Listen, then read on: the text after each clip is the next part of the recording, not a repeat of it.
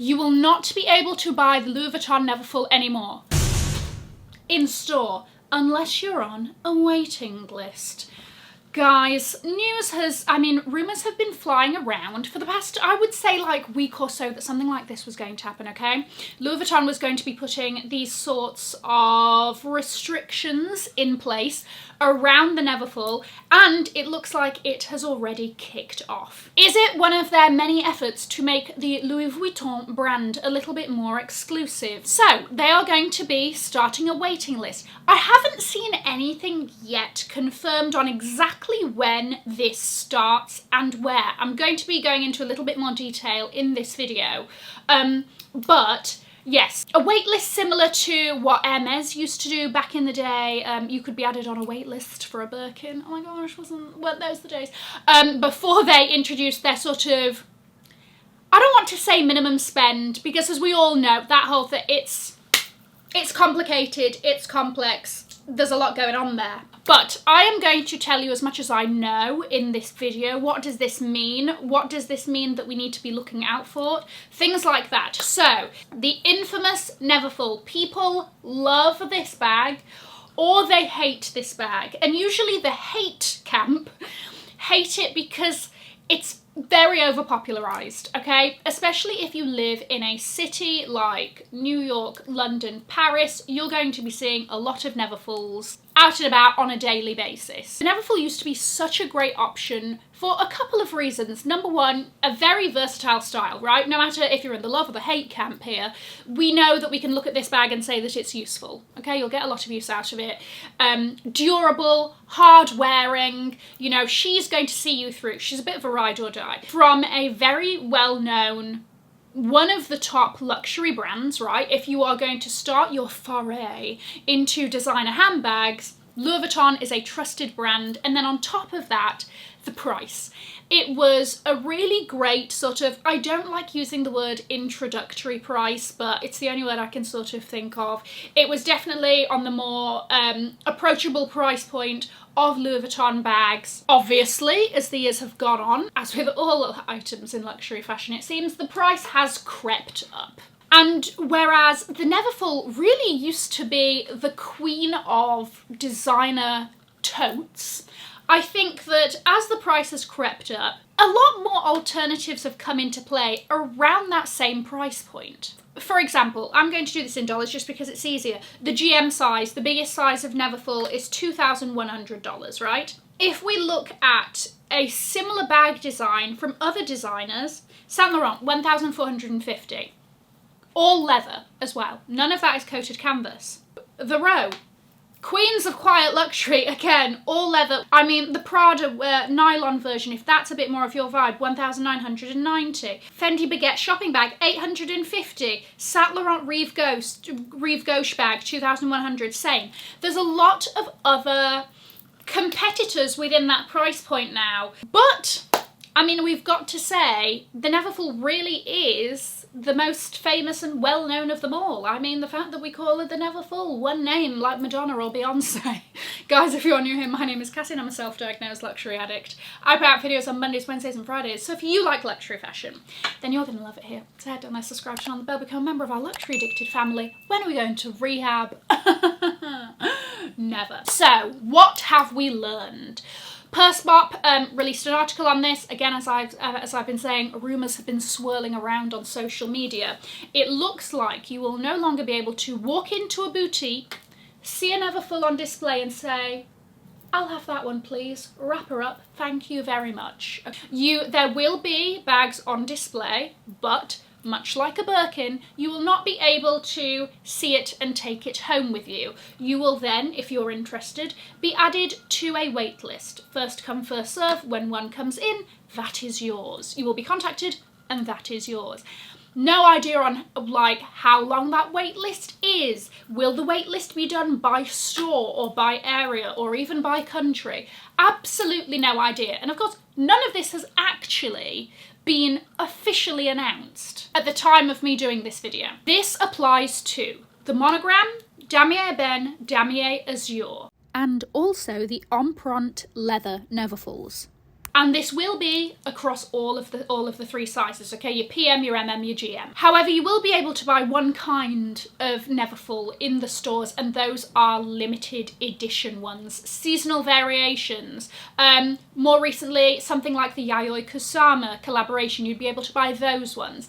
But your sort of original monogram damier, none of those. Those will be the waitlist ones. Now, this to me seems that it will be one of Louis Vuitton's latest tactics in trying to elevate their exclusivity, shall we say, to contend with the likes of Chanel and Hermes, both of which are kind of, Hermes we sort of know that they play the games, okay? And we sort of know the games that one has and plays to get a Birkin or a Kelly or whatever, right? We know that. Chanel, we've sort of seen a little bit of them playing their own games as well, how hard it is to get some of those like seasonal classic flaps, how hard it is to get a normal black classic flap, and sometimes there's been rumours around like, oh, a spend history and you have to have been a client before and all of this business, right?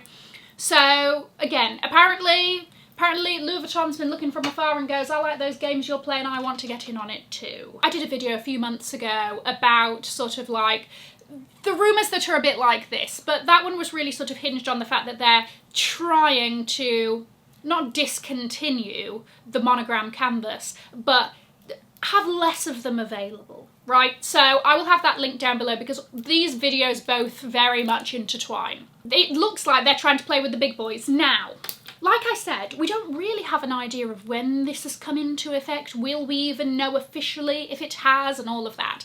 But I decided to compare the availability of Neverfulls on the UK Louis Vuitton website and the US Louis Vuitton website. Now, on the US website, you will see that you cannot readily buy, it says notify when available. Will that notification ever come?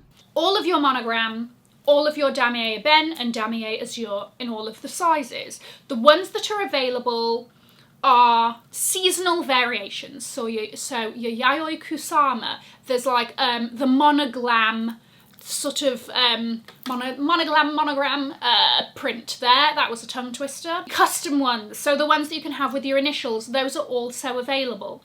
Now, conversely, on the UK side, all present and correct.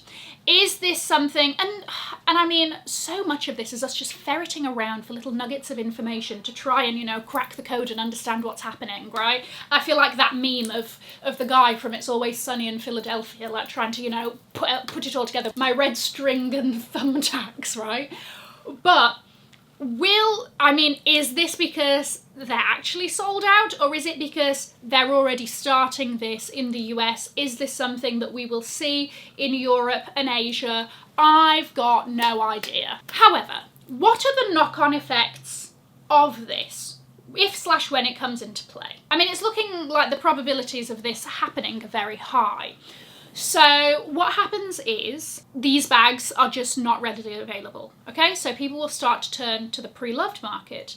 But then people selling on the pre-loved market will be like, hold on a second, the quantity of these floating around normally has gone down. Let's increase the price a bit. I might be able to get a bit more from my, I don't know, 2010 Louis Vuitton monogram canvas GM Neverfull.